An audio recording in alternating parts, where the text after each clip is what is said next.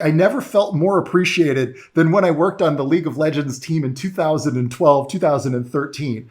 That was awesome. Shape language plays a big role in how the player feels. If you have a lot of rounded corners, it's going to feel very safe and cozy. If you have a lot of like spikes and points, it's going to feel very dangerous and deadly. So that's why I'm always telling you guys, find a game that's up and coming and don't just go for the big already cruising train that's already going 100 miles an hour. Find the train that's got a lot of strength behind it, good gameplay, good player base, especially if you have something really valuable to offer them. And that's what I always did throughout my career. And that's why I ended up working on some of the world's biggest games.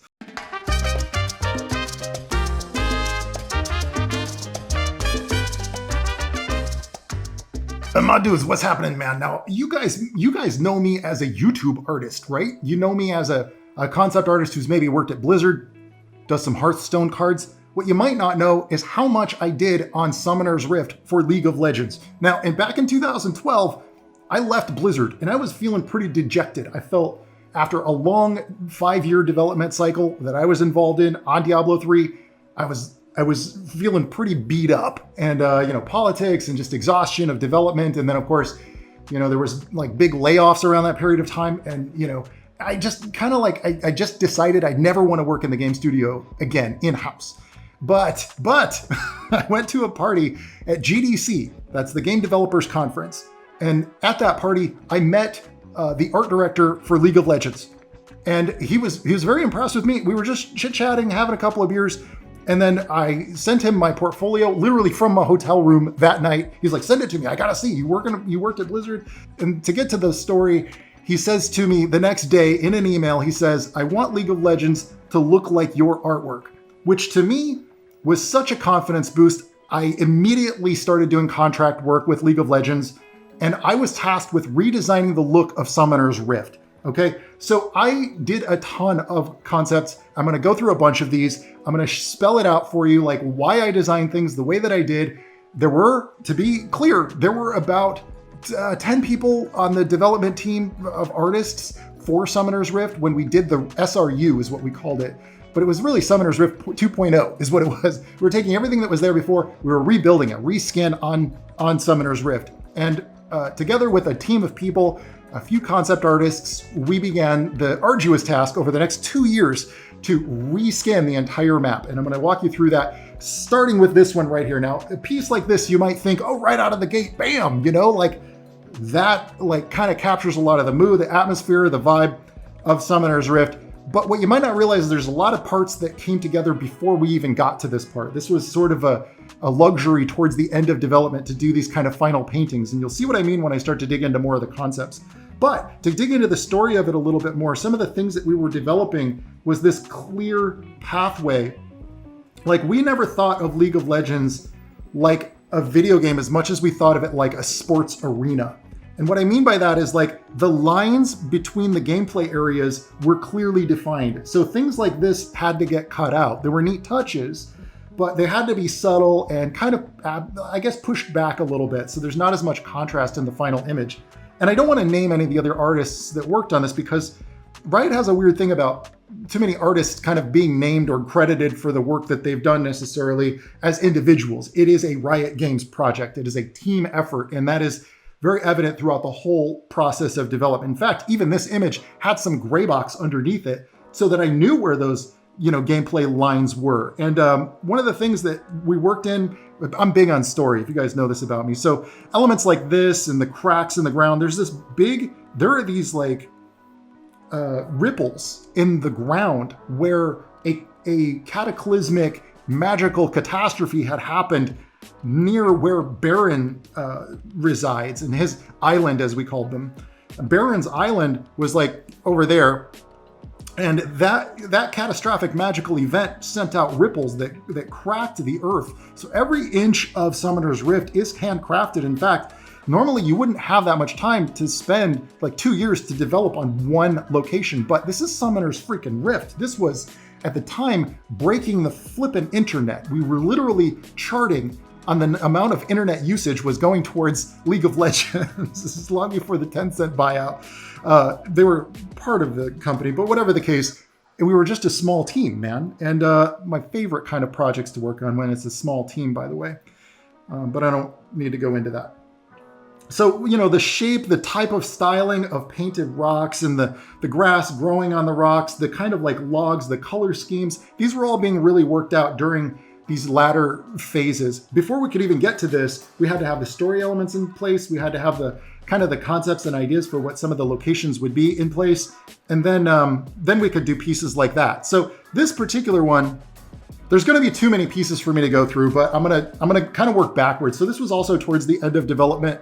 This piece was a assembly of pieces, and obviously you can recognize some of the parts from the last shot where we were exploring different types of ground, like having less contrast in the gameplay area, so that you could really see that this was the established gameplay area zone, and these cracks of magic were like coming up from the ground because it had unleashed something beneath the Summoner's Rift rock, which is basically on a massive spire. Most people don't realize that. They're actually playing on top of a massive spire that looks down into valleys and gulches and things like that. And so a lot of it is also 2D with a faked kind of a 3D. So there's no backside to a lot of the rocks that you see. If you could actually mod it and look at the map, you'd see there's no back face for these rocks. It's just the painting on the top surface. And that works really well for a fixed camera kind of a game. It doesn't work as well if you've got the ability to move the camera, rotate the camera.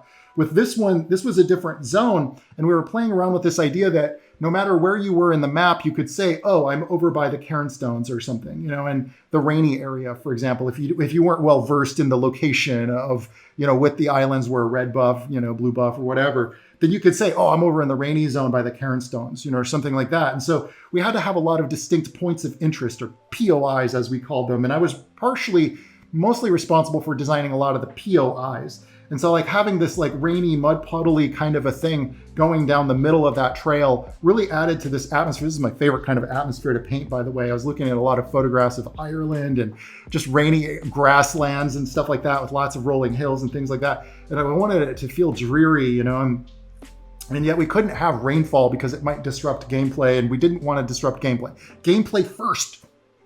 Every freaking time, gameplay first.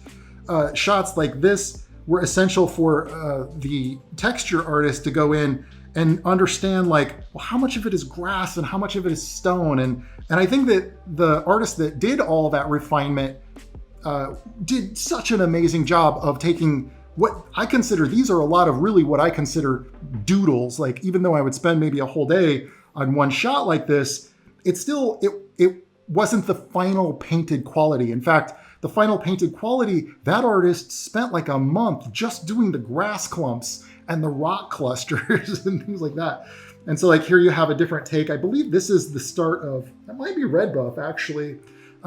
But I redesigned that later. You'll see in another one of the shots, the concept for that. A lot of these things like these braziers that were created and these rock shapes and even clusters of trees with the magic pouring through, a lot of these they were defined really in rough sketch form before I even got the chance to do these kind of visual paintings, and a lot of times you don't really get a chance to refine something like that until after the whole team has buy-in. And in fact, during the whole process, I didn't really meet with the art director even once. Early on, I was meeting with the art director very consistently. He was actually giving me paint overs and feedback when it was like I was the only concept artist, But by the time we started hiring in all these really talented and really skilled developers, by the way, we were just a small indie team at the time.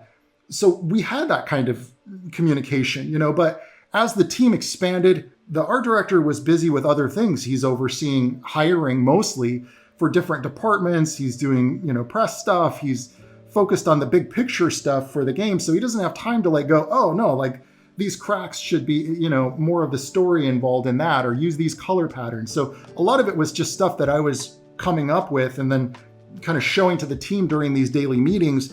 And then somebody else on the team might go, yeah, I really love this. And then they would paint in like a statue of how that would look, into the shot, for instance. Or they would just kind of take this idea of the hollowed out logs with the magic pouring up through the middle, and they do a different take on it for another location somewhere in the map. And so it really is this kind of team effort of people playing off of each other. And that's what was really cool about it. So we bring in new people, and it was it kind of got to a point where it felt like we were just building everything together, every step of the way. But it got also very frustrating at times because sometimes you do tons and tons of iterations, and we'll get to that.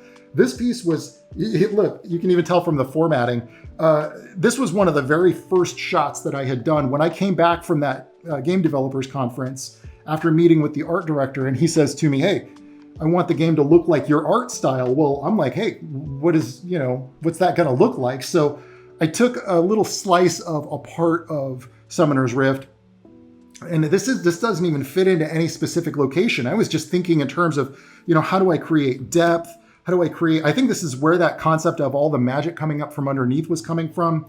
And I would get, phone calls from, at this time I was still freelancing, working from home.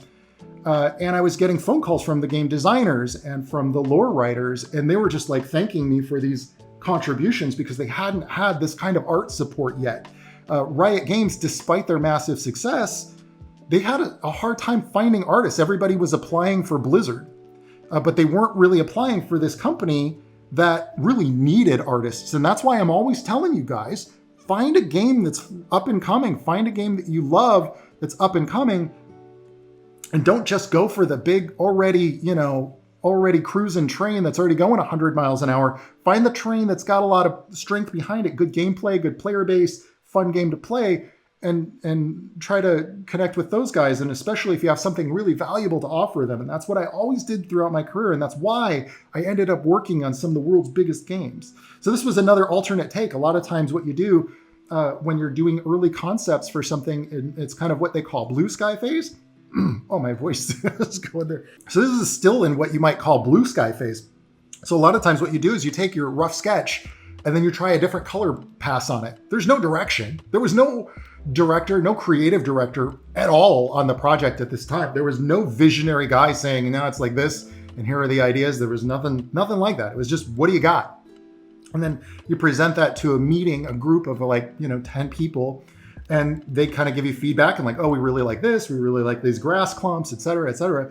So I was really just trying different things with the styling to come up with concepts that would really be an upgrade to what people had seen from Summoner's Rift, not knowing anything about the lore at this time. There wasn't much established. If there was, it was still being worked out. There was very non-committal. Riot Games at that time was very non-committal about anything. So you could really throw out something really unique and interesting. And so I was trying things where like crystals are overgrowing throughout the zone. I tried some of these ideas on World of Warcraft and they didn't appreciate them. They didn't want them. So I hate to say it, but like I never felt more appreciated than when I worked on the League of Legends team in 2012, 2013. That was awesome to like have people look at my ideas and go, yeah, man, like that could be it. That could be something. But it's still, this didn't get used. In fact, when I look at it now, I'm like, kind of wish I could repaint that. You know what I mean? But anyway, you can see like some things did stick, like having these twisted trees. In fact, we took a little break at one point to make another map called Twisted Tree Line. And so I think they changed the name to something else. The thing you got to understand when you're developing these things is a lot of times we have our internal code name for what we're working on. And we know what we're building. We've got our lore, we're working it out. We've got the team back and forth on things. By the time it goes through design and it actually ships in the final product, it's sometimes unrecognizable. And as far as I'm concerned, I sometimes don't like to see the final product because I've already moved on. I've been working on other things, you know what I mean? So I don't know what that map was even called towards the end. I think it was just Twisted Tree Line. But anyway, I worked on that a little bit too, but not as much. I was mostly focused on Summoner's Rift through most of this. Here's another alternate, but we don't need to look at any more of those. Just to give you an idea of how many we would do. This one was where we started to refine it a little bit. I started putting the character into the shot. This is very key, by the way. Notice one thing. If you're doing an isometric game, by the way, you always work from the camera angle of the game.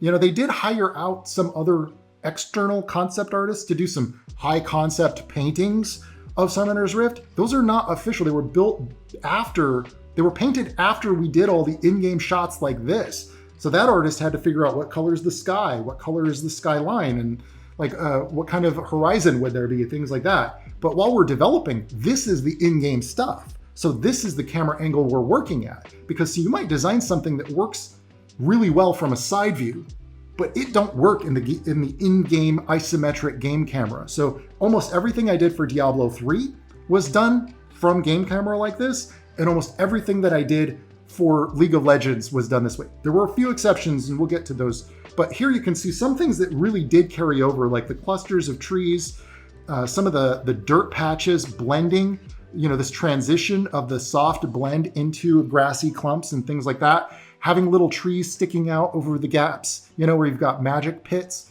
A lot of those things did consistently stay in despite all of the number of iterations that we went through. And by the way, I have to be careful. There are a lot of these images that have never been released anywhere, but I'm only showing you most of the stuff that's pretty closely related to what got us to that final product. These were the very first sketches that I did, and the coloring is not particularly great, by the way. But you can see like some shape ideas, like the hanging lanterns. This is a perfect example of where things that worked really well in 2D didn't necessarily translate well into 3D. And so, or when we got to the 3D isometric game camera. So some things like these hanging lanterns and things, some of those got cut, because you wouldn't see them, like arrows in the side of the tree. You're probably not going to see much of that, although there are parts where there's a lot of hidden little Easter eggs in the final Summoner's Rift map. But mostly these designs were established to just start digging into, like what kind of tree roots and like I always try to take something that exists and really push it beyond just the expected. And so you'd start to see things like the coiling. I mean, you see this all the time now, but like at the time there wasn't really anything that was stylized that had anything like these kind of roots. And so like a lot of those came from these early sketches that I had done.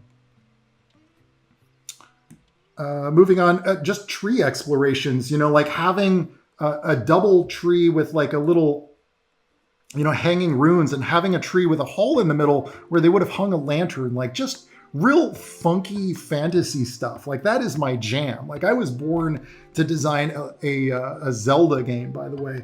And if you don't know that, like look at some of my other stuff and look at my Twilight Monk world, and you'll see that like Summoner's Rift is basically just, in a lot of ways, an extension of something you might see in the Twilight Monk world. Now, that is not to say that, it was all, my vision or any of that, but like a lot of the shape language and things that you see did derive from these kind of explorations of like the extenuated swoosh on these trees. They're lopsided, and then they have the like little squiggly like coil at the top that just makes it look aggressive, stylized, but edgy. And I hate using the term edgy, but it's stylized.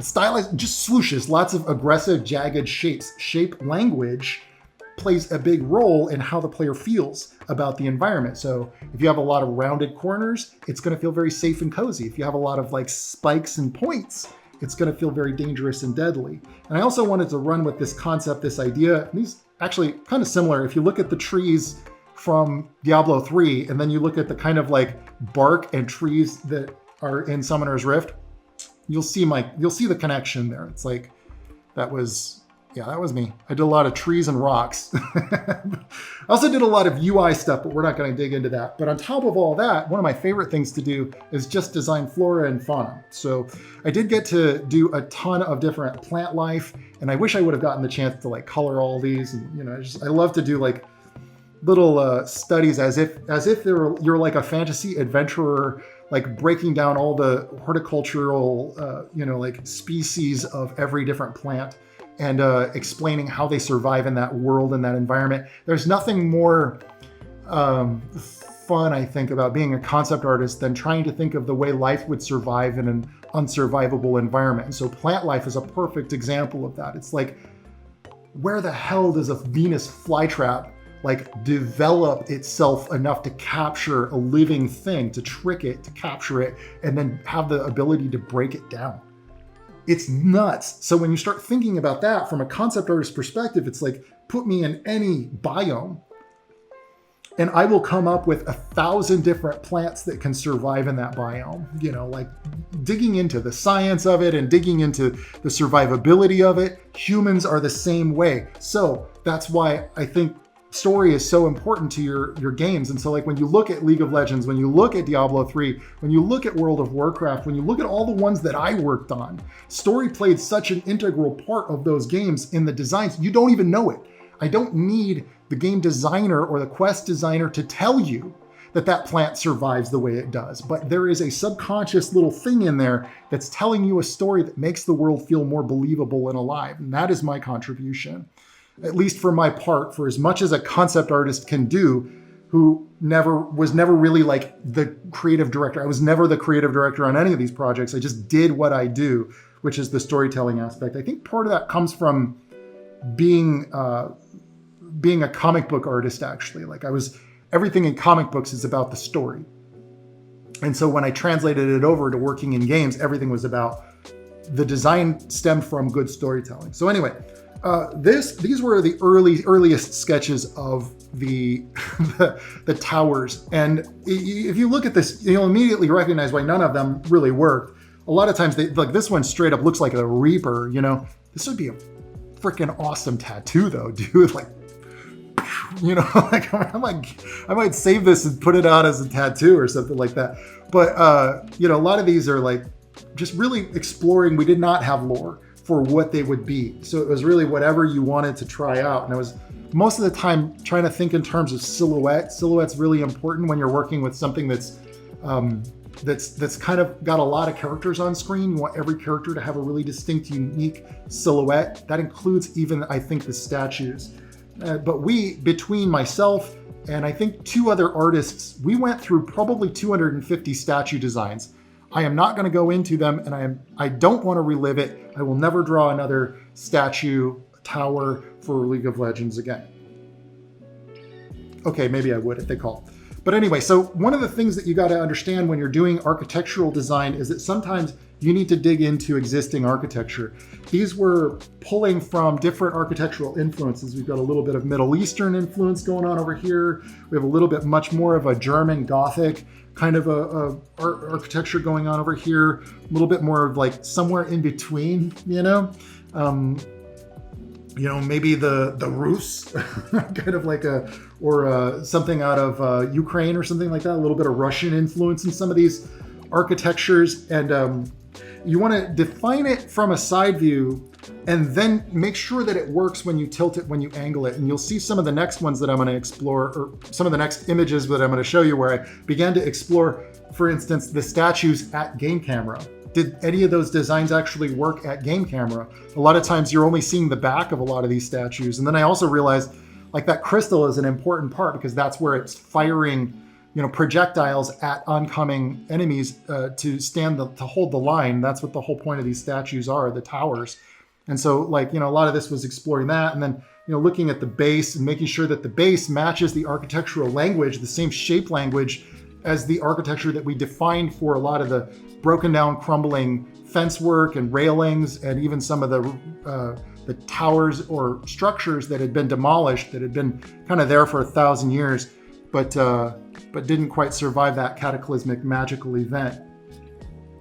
This was also one of the very, very first sketch pages, so I'm not going to spend too much time on it. It was literally just kind of going, oh, what do we got? We got half towers and like half arches that have been broken down and broken away. And then we've got, you know, little scraggly like roots. Okay, some of those elements are in place. We got nice fat rings on some of our architectural elements. By the way, just use the symmetry tool for this. If you're doing stuff like this, look at this.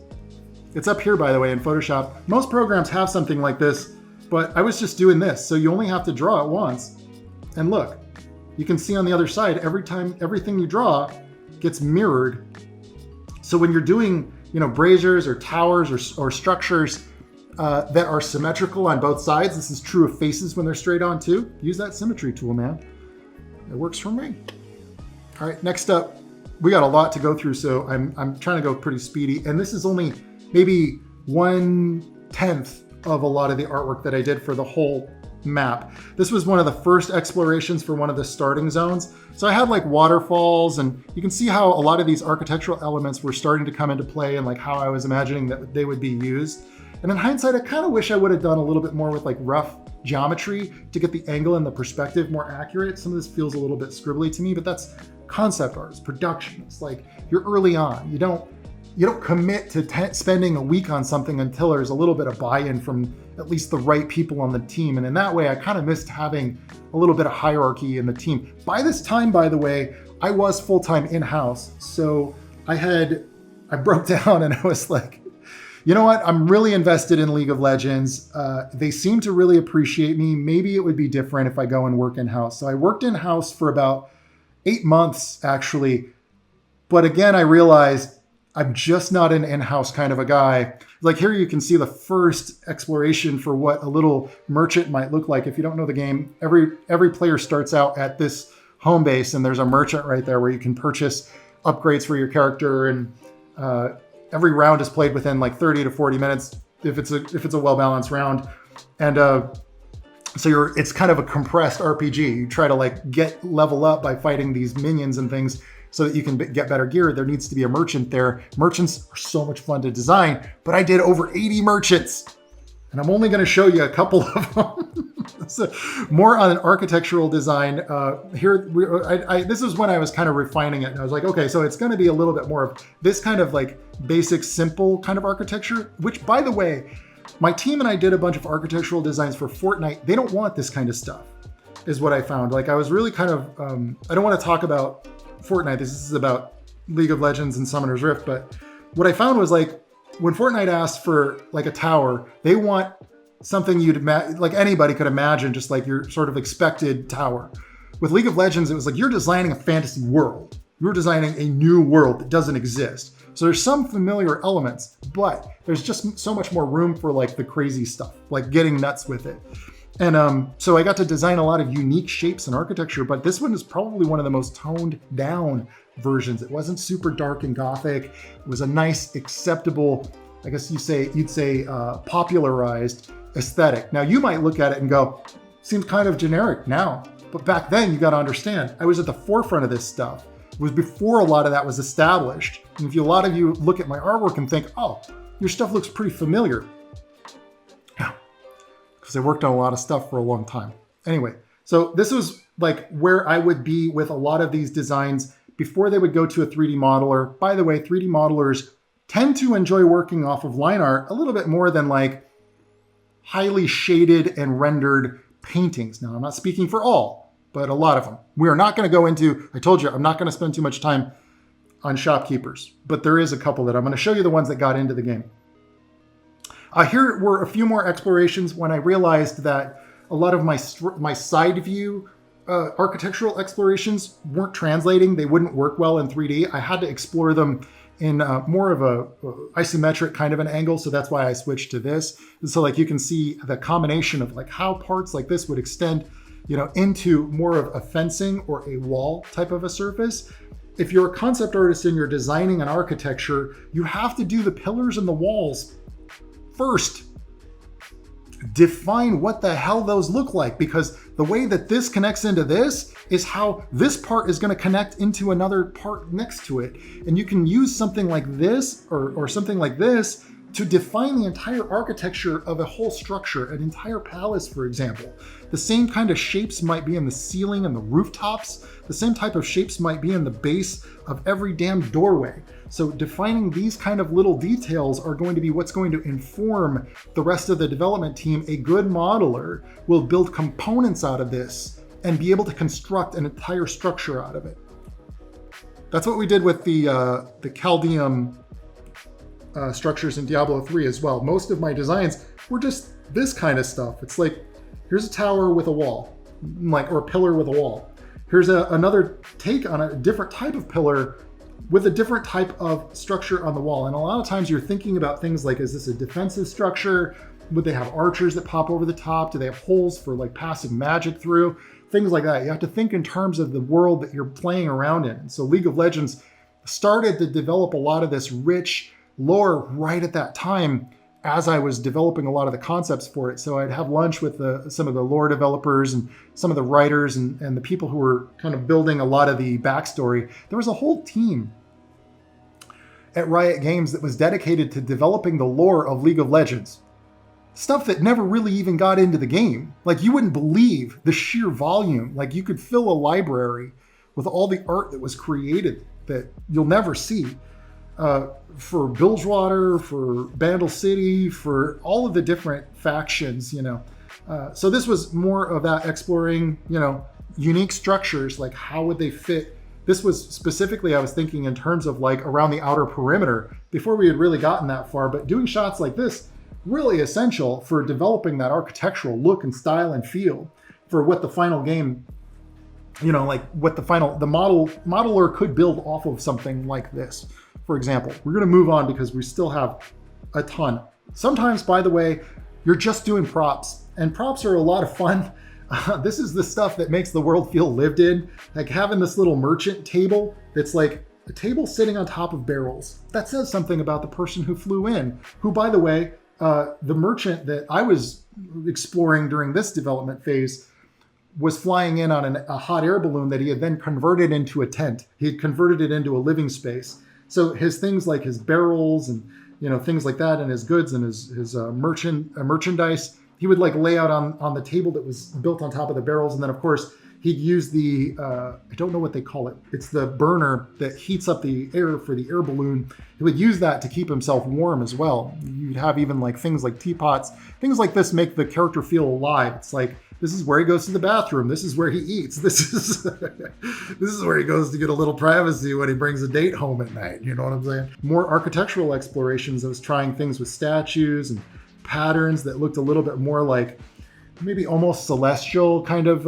implications. Like maybe this is like, like I said, it's magical. So like even playing around with that concept of like sun rays and things like that, even getting a little bit like maybe Tibetan monk influence, with these giant bells and things like that. And then of course, my roots with coming off of Diablo, having these angelic statues seemed like an interesting concept and an idea worth exploring. A sheet like this you do in like 3 hours. You do 2 of these sheets a day, if at the minimum. And it's just to kind of like begin to explore the shapes of things and like what would look cool, and what will get some traction with the rest of the team, and or whoever's in charge. Here we've got some more statue explorations and pillars. And of course, like I really love a lot of these, like the idea that there would be like all this water like pouring off into these different trays and like having motion and movement. I was always trying to think of like ways to get a little bit more motion and movement into the scene, into the environment. That was what I was always pushing for. Didn't always get that though. This was some of my first tower explorations. Maybe not first, like this was after a few months, I'd say, after I was still, I think, the only guy at that time doing statue or tower explorations, but none of those got in. Here's another one, like I said, more flowing water kind of concepts, a lot of like flags flying and fluttering in the wind and things like that, like movement, something in the world that makes it feel alive. There's wind passing through, there's, banners from where there might have been a war going on. I was always trying to infuse like what had happened here 20 years ago, what had happened here 10 weeks ago, what happened here yesterday, like asking those questions for creating, valuable storytelling in the world that makes the player wonder. And then it's even better when they connect with something that's right next to it. You know what I mean? Here's a few more tower explorations, getting a little too monstery though. And I think that's why a lot of these didn't go. They almost looked a little bit too much like the Vagar, or not Vagar, but maybe some of the minions, and then of course you have your Shiva style.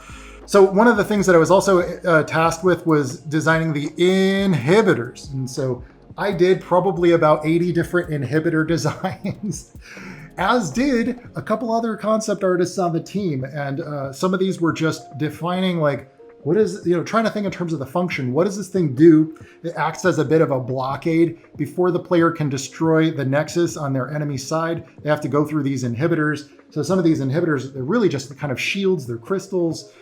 So I was playing around with a lot of these different concepts and ideas. Maybe it's like a valuable, cosmic sphere or gem or something like that. Or maybe it's, a floating crystal with the shields wrapped around it. But a lot of these things I think ended up feeling a little bit too basic and too simple. This one's definitely like way too simple for what that is. But I think the final design was, no, it's nothing like anything.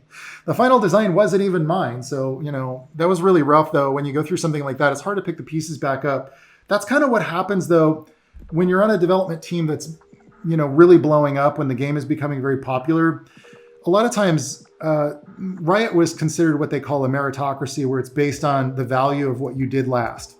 So if you're not carrying your weight, you're not a value anymore. And so like, that's the unfortunate side effect of that is that sometimes you're really valuable, and for what you've done in the past, you've made significant contributions, but today somebody else redesigned the thing that you did. And so unfortunately it breeds a kind of, I don't agree with the system, because I think it kind of breeds a kind of a credit system, how do I get credit for this thing, and that's why I really want to emphasize that, like, I wasn't the only guy doing this stuff. When I did this piece, this was one of the very first pieces I did, and I hadn't even met some of the developers on the team yet. I think there were like 4 or 5 people just doing some of the models, and I wasn't really getting much feedback. I was just like, hey, whatever you want to do, just go nuts, explore, But by the time we got towards the end, it was very much like, everybody wanted to take over that task that had already gotten, 80% momentum, and then drive it home so that they could sort of be valued. And I don't like that. I think that everybody on the development team is important, from the person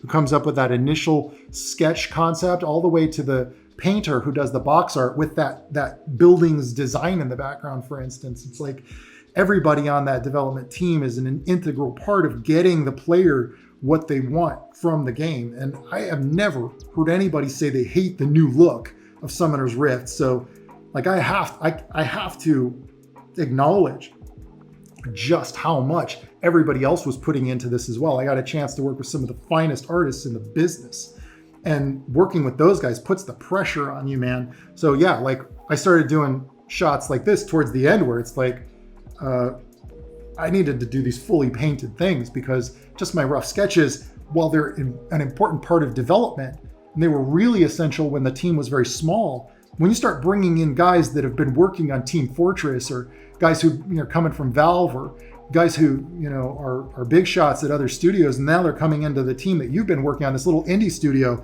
and everybody's looking at their paintings and going, oh wow, I can't believe we got him. Well, it's like, well, I'm still I think what I'm doing is kind of important. I think what I'm doing is kind of valuable. And they're going, yeah, but look, we got him, and he's redesigning your thing. And it's like, yeah, but and unfortunately what happens with that is that you become a little bit detached from the experience of the game. Most people don't associate me at all with League of Legends, despite the years that I've given to the project. So anyway, this is, and that's even more doubly so for many of the artists who've worked on it that you never heard of, but you're talking late nights, you're talking like never even going home, just sleeping at the office. And that was what some of the guys did. Anyway, so I don't want to go into that. So this was Baron's Island, and you can see the date here. I numbered everything, and I dated everything back then. And this was one of the first concepts for Baron's Island. The concept was that this was the place where the magical event, the corruption had spread from. The spell went awry, shall we say, and it caused this rift that rippled out across all of Summoner's Rift, and from it spawned Baron, which you'll see in some of my other sketches here, where I actually figured out, like, one of the other artists, and this was like the best part about working on that team, is they're so creative and everybody kind of chips in. And so, like, we figured out this way to like have Baron like swoop between the structures, and then he dives back in, and then he pops his head out, and then you fight him. And oh man, it was so cool. So like all that stuff really comes from the team effort of it. And I don't think the final looked anything like that. This was the Dragon. Yeah, the Dragon Isle. We just called it based on the island of the location of what we were designing. So this concept behind this was that there were like treasure chests hidden behind, gates and things like that. And I wanted the player to like wonder if they could get in there. And then there was this different water levels, because the river was disrupted by this flood that had gone through. And then you'd have all this depth, going down. And through some of the non-playable areas, we try to push as much depth as we could. And so that's why you would get just so many levels of depth, because it's a 2D game technically, but we just had to try to find a way to make it feel like you're really in this immersive world. At some point throughout development, we kind of decided that there was this backstory between stags and owls.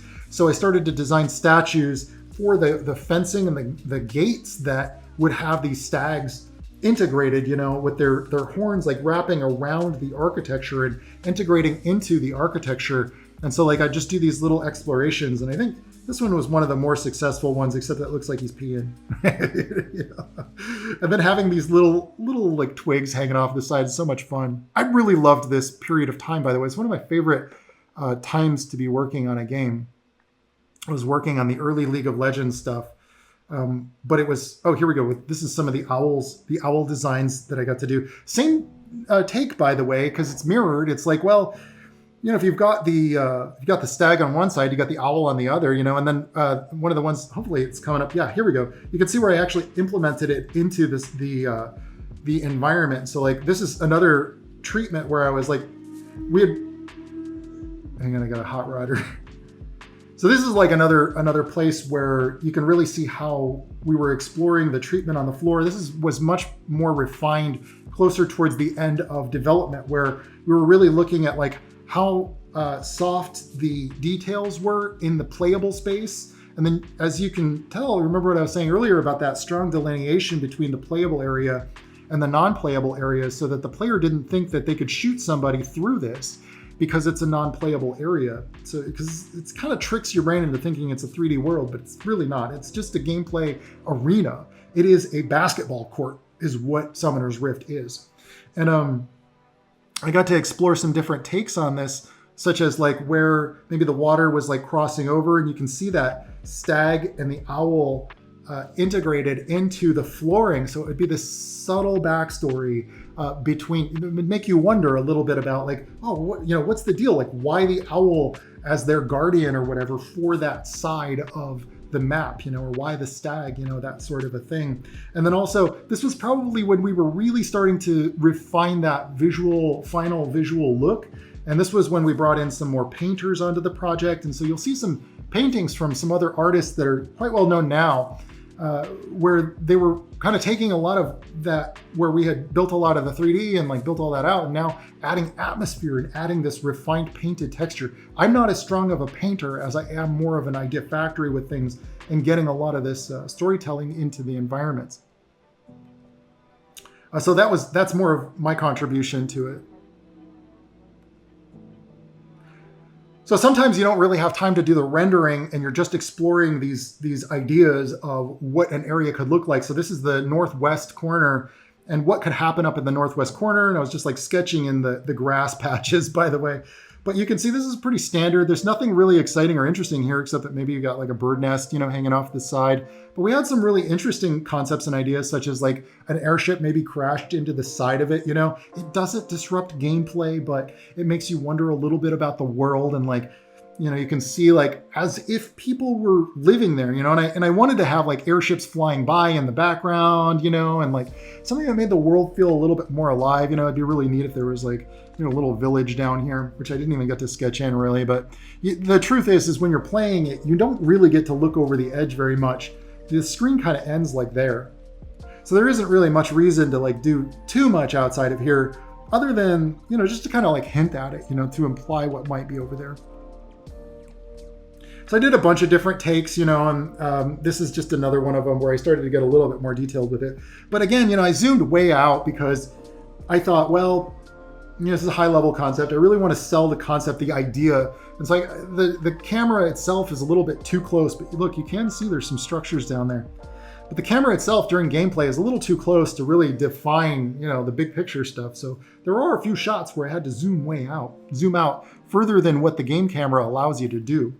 The shopkeepers, this was my take on this guy. I'm pretty sure he's in the game, but they changed the shopkeeper, the owner, into a different character. But like, this was my design for this beast. And I had done a bunch of concepts of him with like, he's got his table like strapped to his tail, and he's got like a lantern. I think in the final of the lantern's like hanging from his horns. But anyway, when I saw that model, I was just so blown away. I was so pleased to get that character in the game. I had done about 80 different, just a ton of shopkeepers, and you can see a few of them here, but I don't want to go into them too much because who knows, maybe they'll still use them for another map or something like that. This was another concept, another idea for a shopkeeper that, remember I was telling you about the guy that flew in on a balloon, and then he had used his balloon to set up shop. He was kind of like an old walrus type of a guy, and he had a monocle, and he had a pet dragon, and I was like, I love this kind of a design. I just love doing these kind of designs. I'm at this point though, like, I don't think I would sit down and do 50 of them. I would just do like any one of them would have been fine. And maybe that's why I'm not really the guy that you would hire to do that anymore. Oh yeah, I think this is the final character that they used. But yeah, and then I had kind of like redesigned this character around her, you know. And I don't even know what the final is anymore because I haven't played League of Legends in a little while, quite honestly. Like you get so immersed in it, you spend your whole life thinking about it, and then when I look at it, I see all the things that didn't get in. So it's almost like heartbreaking. It's almost like revisiting, you know, all of your children that you sold. It's like, well, I'm glad to see you're growing up and you're doing well, but like, you know, when you were with me, we were tight, you know, and now I don't feel that connection anymore. So I'm proud of the game, you know, but I'm also at the same time so disconnected from it. I think I'd always had been a little bit disconnected from it. And some guy, I run an art house and we do a lot of contract work. And I was talking to this team out of China and they were like, I was telling them, yeah, I worked on Summoner's Rift and all this. And the guy was like, I know all the important people that worked on Summoner's Rift and you're a nobody. And I was like, don't you know? But you can never like go, don't you know what I've done? Don't you know? And, but at the same time, you guys are looking at it right now. Like it's undeniable. Like I had a significant contribution to that project and I'm proud of it. It's kind of heartbreaking when it's sort of erased, you know, or like you don't really get much of anything with that. The thing I do get out of it, I mean, I do appreciate that a lot of the development team, and I still stay in touch. We're still doing work with Legends of Runeterra. Like we're still involved in the League of Legends universe. You can see a lot of the artwork that we're doing in the Legends of Runeterra anyway. If they did a new map, I would totally be on board though. I just wouldn't do as many iterations.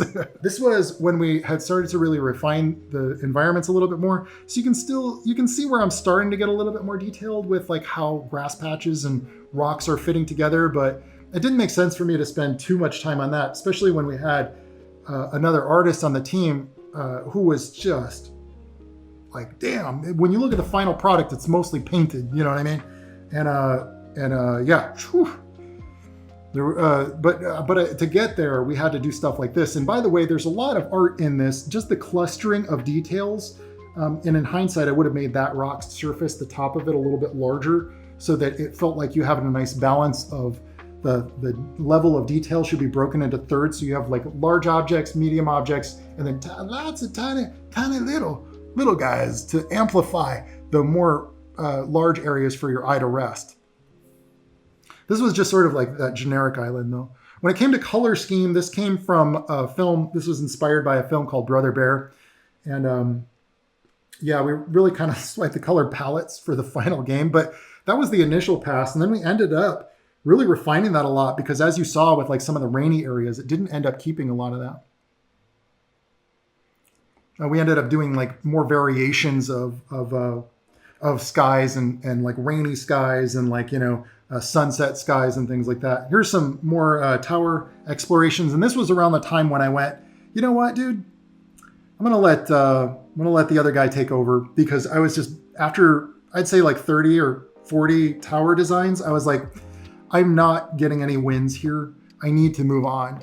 And especially while I was designing so many other locations, you know, this was another take on Barren when we decided it wouldn't be a desert area, that it would be a little bit more lush and that we wanted to have this kind of ring of architecture, which by the way, if you remember my sketches from earlier, all those architectural sketches, that's what that's for. It informs this later pass of like, that's what that's what that's for. So, and then here you can see, this is how Barren actually fits into the shot and mostly just the silhouette. So you get the shape, the size, the scope. So you get an idea of how big this area is. And then this is like if Barren were already killed or gone, and you can see like through the shallow water, you can see the cracks in the ground, you know? So like, I thought that was pretty important. And I think this is a key shot. Like, I think this is one of the ones that I'm most proud of. I mean, in terms of like bringing it closer to home in the final. A lot of times what you're doing is like these rough sketches to fill the blank page. And then you're sort of you're inching the ball forward. It's like a football game. And like, sometimes you're just the guy who receives the pass and then you run it like 3 yards and then you're down, you know, but you've moved the team that much closer to goal. And that's when you're playing, or when you're playing a game, when you're developing a game, you have to think of it like that. Like, sometimes you're going to get pushed way back 10 yards. But when it's your time to run with the ball, you run with the freaking ball and you bring it and you slam that shit down and you're like, oh, we made it. We're making progress anyway. We're not quite there yet, but we're making progress.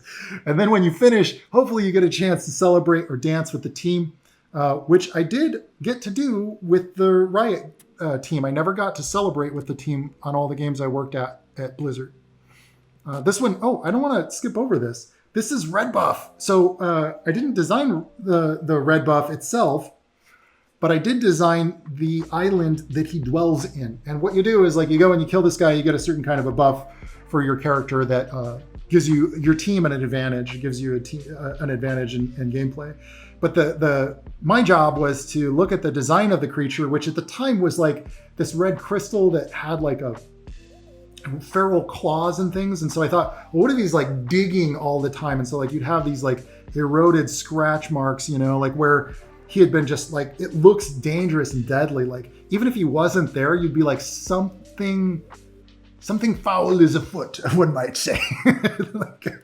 Or just that this might be a hazardous region. Maybe I should be on guard because some kind of a beast there lies, you know? And so like that was what I was trying to get across with this concept. And then of course having the red spirits kind of like implied like, yo, there's magic here too, you know? And then also, by the way, I always like to do that if I've just got like a grassy, clumpy field. I always try to give it something, whether it's crystals or whether it's lanterns or lights, just one element, mushrooms, something. You'll see that in every one of my designs from Diablo to Warcraft to League to Overwatch. I always try to add like one extra element that's like, oh, it's never just a grassy hill is what I'm trying to say. I get concept art portfolios from people that are just like, it's a castle. Okay, but it's a castle that's freaking shaped like a dragon? You know, like, give me something fresh, man. Give me something nuts. And if you can't go nuts, at least give me a little bit of the flavor. Give me, like, don't just give me crackers and the cheese. That's a better metaphor. Blows your mind. That little bit of cheese could blow your mind. Anyway, so moving on, Red Buff, that's Red Buff. Oh my God, this is gonna be a long video. That's it, oh my God, we made it. Okay, so dudes, I also got a chance to design a lot of skins from Shadow Isle's Wukong and to a few others.